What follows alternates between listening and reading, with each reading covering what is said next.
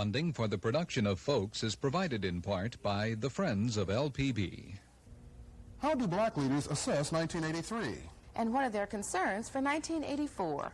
Hello, everyone. I'm Rob Hinton. And I'm Genevieve Stewart. Today on Folks, we'll be talking to some of Louisiana's black leaders. First, we'll be talking to Rupert Richardson, president of the Louisiana NAACP. She had a busy year in 1983, and she doesn't expect this year to be any less so. We'll also be talking to State Representatives Joe Delpit and Richard Turnley, who will be assuming new roles and responsibilities with the new legislature. Then we'll travel to Donaldsonville, where we'll meet a man who says he's invented a fireplace that will heat an entire home.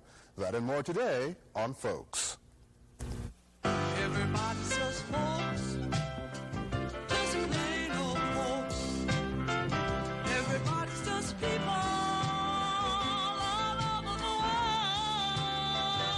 The folks who live, folks got to give, folks got to care, folks got to share.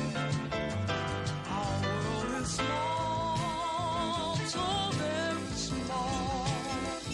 What touches one of us, who touches us all? To stay alive, just to survive, folks got to be in harmony. Everybody just folks, just plain old folks, just plain old folks. Everybody just folks, everybody just folks, just plain old folks, just plain old folks. Everybody just folks.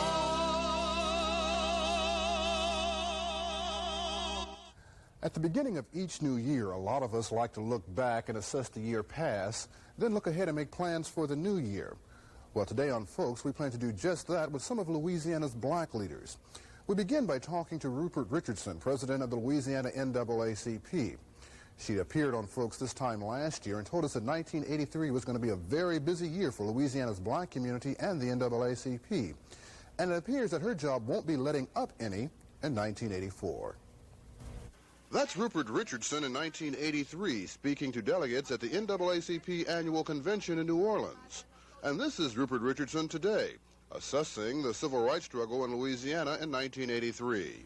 A very productive year. One of the hardest years we've ever had because we had to go back and do some civil rights, some basic civil rights like we were out of practice with doing, as in trying to get some justice in several small communities for perpetrations of the law. Case in point that perhaps is most known has been the Denham Springs issue. Having to deal directly with some school boards on some racist things like setting up two queens for homecoming or segregated proms. It's been like the 50s, unfortunately, in 83 in Louisiana. We've worked really hard, and the things that got the big headlines were not the things that consumed our time. The day-to-day discriminatory activities have been just blatant in 83. Where do you feel that the NAACP has made the most gains this past year? I don't know that last year can be called a year of gains. When you think about Louisiana and black Louisiana and the association as a part of an economy that was so poor, I guess if we had to name an area in which we made gains, I would have to say education. But then I would have to qualify that by saying definitely in the desegregation of elementary and secondary schools, there were real gains. Whether or not the concomitant social actions that should happen happened is still up in the air. Certainly we made no gains in higher education, as we found a consent decree that was not easy to enforce, that really had no teeth in it, and certainly that did not desegregate in any way the schools of Louisiana. We still have very much a segregated system of higher education. So education, only if we qualify it to mean elementary and secondary, pure classroom desegregation. That's a significant area of gain in 83. There are no others. Richardson feels blacks lost a lot of ground last year in the area of employment. As the economy got worse, we once again became the targets of discriminatory practices that were discriminatory solely for a very basic reason, to create a vacancy for someone else. So I think there we lost. An area of gains that I failed to overlook, though, was in coalescing. I think in 83, The association, statewide and at all of its local entities, certainly found that we did need to coalesce more. We strengthened some ties with labor. We started to communicate with business. We had never really communicated with lobby as an organization before. Communicate meaning starting to exchange. I can't say we've made any real gains as we have made with the labor movement, where we have really seen friendship extended to the civil rights movement. The women's movement identifies more with the association than we have ever seen, and that has certainly been heartwarming. That has been a factor in several of the elections. And I do have to say there was some gain in voter registration and participation, but not at all of the magnitude that we had hoped to find. At its convention last year, NAACP officials placed a lot of emphasis on economic development. The Louisiana NAACP is also doing its part to promote economic development. We certainly did impact upon, in the first place, getting some minority business programs established. We have had input into them through their advisory committees and boards. So that is a major thrust with us. The great masses of our people, though, really are just salaried. So we are also doing economic development when we open up just plain jobs, or when we see that a person gets due process on a job. That has been our thrust. That does have to change. We do have to impact upon private industry to the extent that blacks can have ownerships of business. It gets very hard, the public or private sector, if you look carefully at the placement of appointments by this governor, by the governor-elect, by the ones ad infinitum going back to the beginning of our state, there has not been enough placement of people in things that impact upon business, getting the business community responsive to the needs, developing black business. And there has been some, both in the Edwards previous administration and during the Treen administration. There was the bold step that Mr. Treen made that we cannot ignore in having a black Secretary of Commerce. Unfortunately, his tenure was short and his replacement was not black. But we've got to impact more on that public and private sector to free those dollars. And that has been listed as an emphasis with us, but certainly the main emphasis has been salaried employment, and it has had to be, because that's where the need is presently. That's much more futuristic, and we've got to start looking to it tomorrow, and hopefully we can increase that thrust during '84. 1983, of course, was a big election year here in Louisiana. We re-elected a former governor. We will have more blacks participating in the legislature than at any time since Reconstruction. What effect do you think that's going to have on the civil rights struggle here in Louisiana? It can't hurt. It certainly can't hurt. Just think about the complexion of the Senate changing. We've had two always at a maximum. Now there will be a third black in the Senate. That's not enough for any kind of a block vote, but it's certainly enough to make some noise and to open up that process just a little bit. So that's got to help. We are really excited. One of the things that I have started to do is to meet with legislators, black or white, that are new, that do not have any rapport, good or bad, with the association, to tell them some of our concerns, to solicit their help, and then to determine who we need work on certain bills and who would be a waste of time.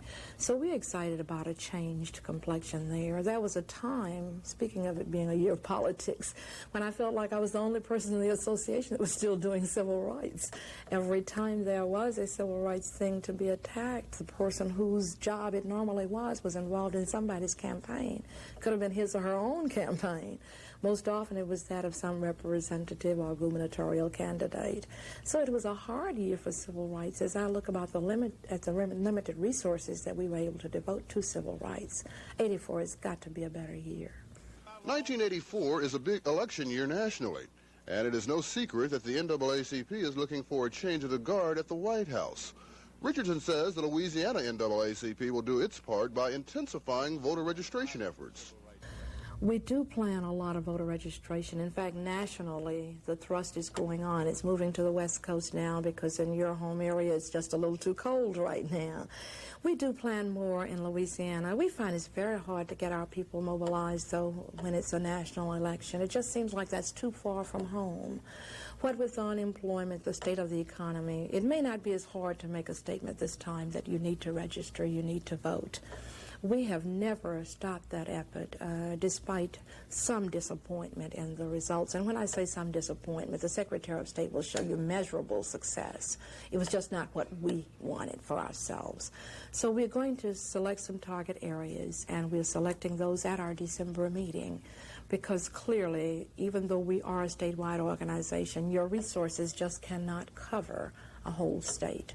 We're going to try to inspire our branch presidents in every area for voter registration, but we will select key areas that we feel has the best prognosis for a large degree of success, and we're going to intensify those efforts. Although a lot of blacks are supporting Reverend Jesse Jackson for the Democratic presidential nomination this year, don't look for the Louisiana NAACP to join that bandwagon. White America is not ready to offer Mr. Jackson, no matter how well qualified he is, as a candidate for president or vice president. That is very clear. As long as we're 12% of the people of this country, Mr. Jackson's chances are very poor to nil. We hope it will have a very positive effect in stimulating people to register. Then I'm afraid that someone else and someone like the association will have to pick up the slack and stimulate them to vote with Mr. Jackson out of the picture. The association had talked very much about, we hoped Mr. Jackson would not offer himself as a candidate for some very obvious reasons that affected the politics of getting the best person who fit the black agenda to run. Once he announced, that became a moot issue, and we are as dedicated to his running as if it were our idea in the first place, and I'm glad for this opportunity to clear that up. We think there's some good fallout that will come from his being out there, and let's just hope that outweighs what will happen to pulling away from the more desirable candidate. Certainly it's going to have a positive effect, and it certainly makes a role model for young Louisianans to say, look, he does stand a chance to run. He is a good role model, and we are really just hoping that we can minimize the fallout if he is not the selectee. And I see no reason why white America would become so liberal now as to select him as a front runner. In addition to voter registration, what other areas in particular will the NAACP be working towards in 1984? Youth, youth, youth.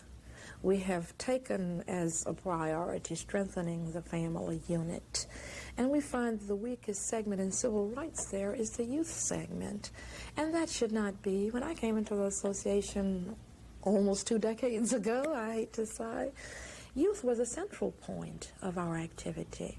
Now we have less than a dozen youth units in the state of Louisiana.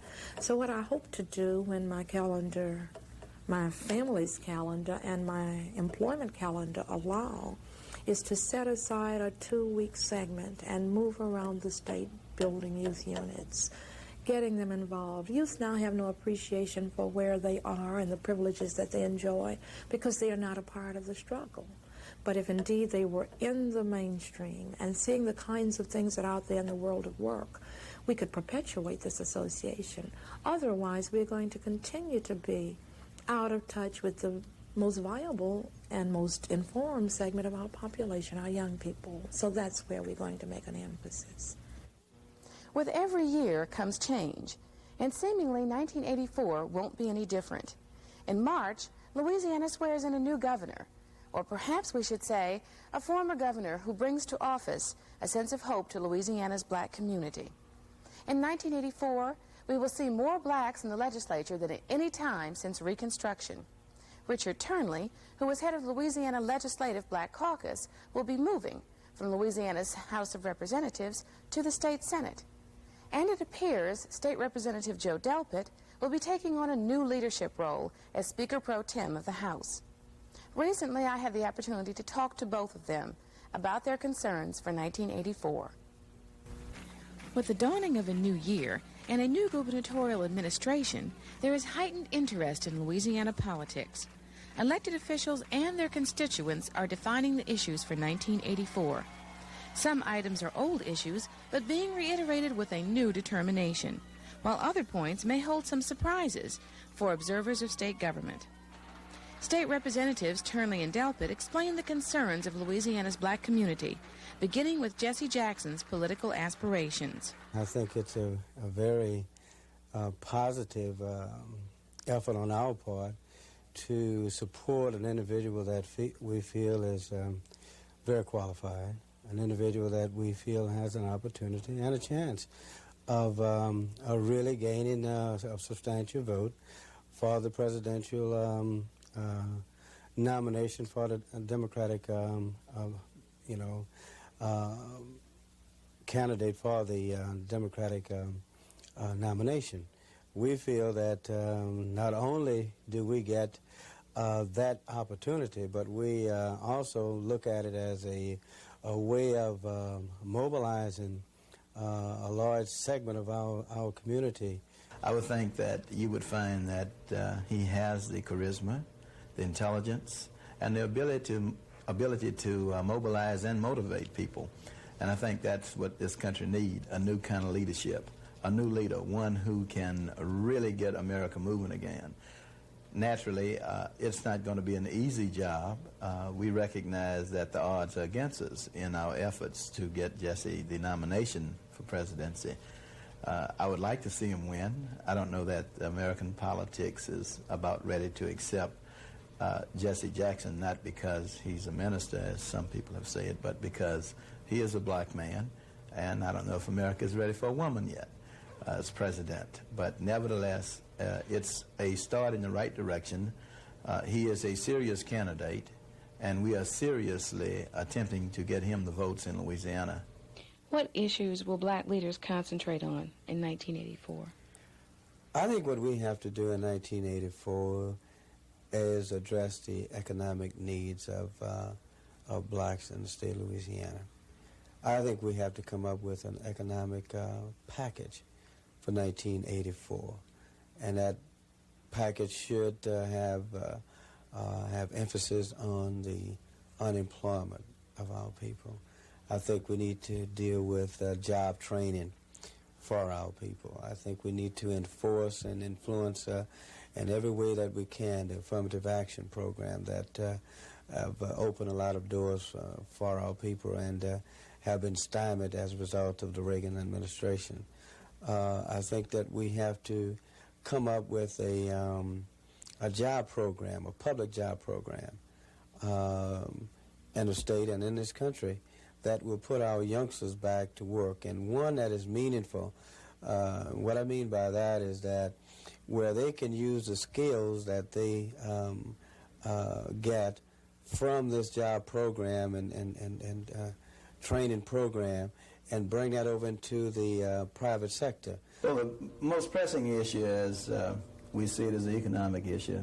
I think jobs is our people out of work. I would think most of the calls and visits that I get from constituents and non-constituents, people who are looking for employment. I find a number of persons who are still coming, some that don't come that I seek out and find myself from tips and whatever, older people who are still not getting the proper medical attention. I think that we need to really examine our medical programs in this state and see that adequate medical treatment is available to each and every citizen that's living in this state. I don't care whether they have the income or not. We need to take care of our people. Turnley further stated that the issues of pollution, crime, and Louisiana's high illegitimacy rate could have serious ramifications in the future unless attention is given to the problems now. We're going to have to deal with pollution in our community, and especially I know in my district where hazardous materials and waste and has plagued our community for some time, and we're going to have to do something about that.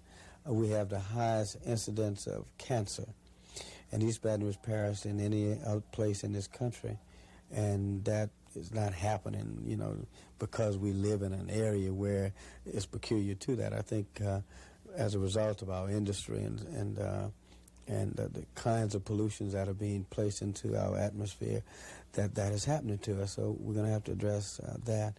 Crime has taken a tremendous toll in our community. We're going to have to do something about that.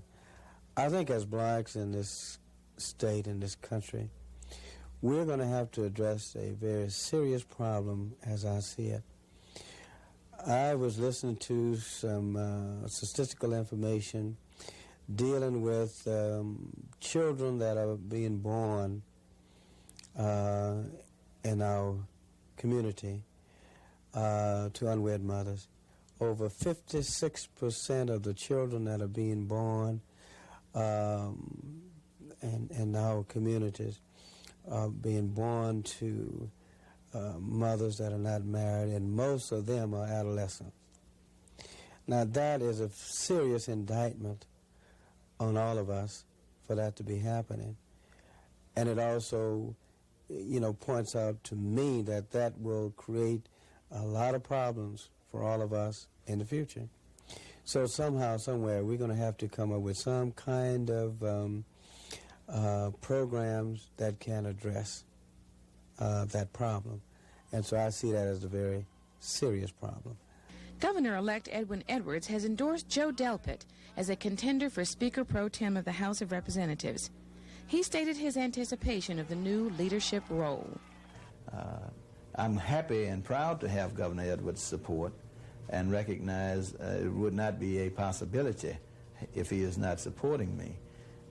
I'm glad that he recognized also the necessity for an independent legislature, and that even though we are on the same team working for the same objectives of making the state better for everybody, I appreciate his will and desire not to get into the everyday operations, deliverance of the business of the House.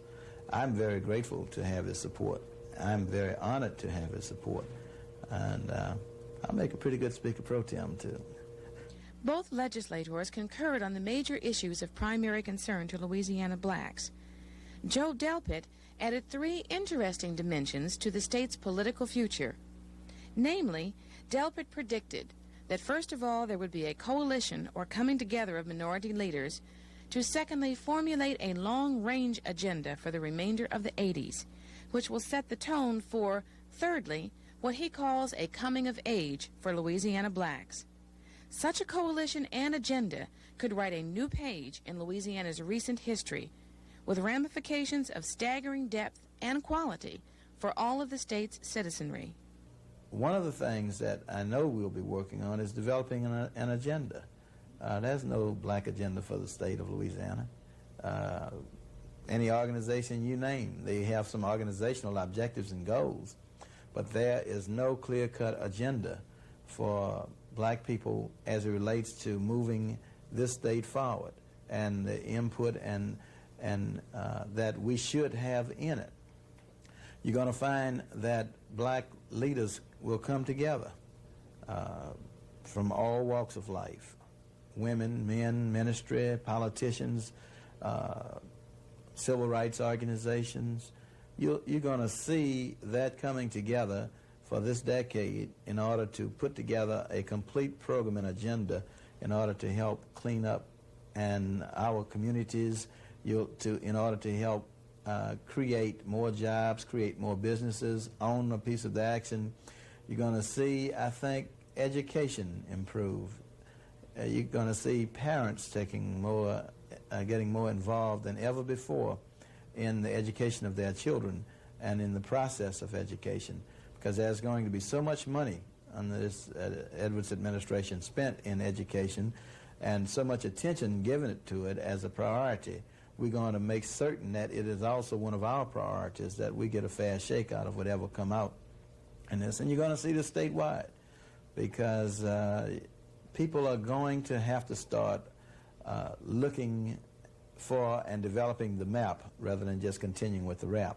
To close our show, we'll travel to Donaldsonville and meet a man who has come up with a unique heating system he says will help homeowners cut their heating bills drastically. Meet Oneal Singleton. He is a bricklayer by profession, but he is also an inventor. Singleton says he has invented a fireplace that will heat an entire home. He has installed his fireplace in a home he built for his family. A fireplace that heats an entire home. That's a very unique idea. How did that all come about? By being a bricklayer, building fireplaces and so on, and thinking in the same time if I had built a firebox out of metal, then I wouldn't have the hazard of going through these problems of building the firebox when I'm building a fireplace. It puts out a lot much heat that way. How long had you been working on this idea? I started playing around with it something like in the 80s, and the progress that I was making were because of the money, not the time that I was putting into it. I couldn't work on it until I got money for material and so on. When you told your friends about your plans, how did they react to this idea? Well, before, a lot of them said it wouldn't work and said I couldn't keep the smoke out, and people had tried this over times after time. But I knew I could keep the smoke out, and as you see, there's no smoke involved, smoke or ashes. But after a while, they came around, the few that did come and see about it. There's a lot of them that say they come in and won't even come. They don't bother to come. How much do you plan to save on your heating bill this winter? Bonds, because I don't have a heating bill. For one thing, my utility bills is at a normal low, and the cold weather wouldn't make it go up any at all. Right now, the fireplace is the only heating system Singleton has in his home, but he is planning to add another heating system as a backup. And if you're wondering how well the fireplace performed during our recent cold spell, well, Singleton says... Oh, it was beautiful. It surprised me because I didn't in no way expected it to take in on 11-degree temperatures.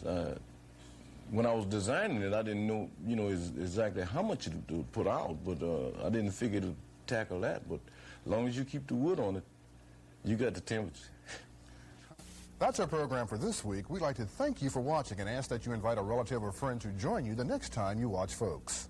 Next week, we will bring you a salute to the late Dr. Martin Luther King on the anniversary of his birth. Until then, make it a good week.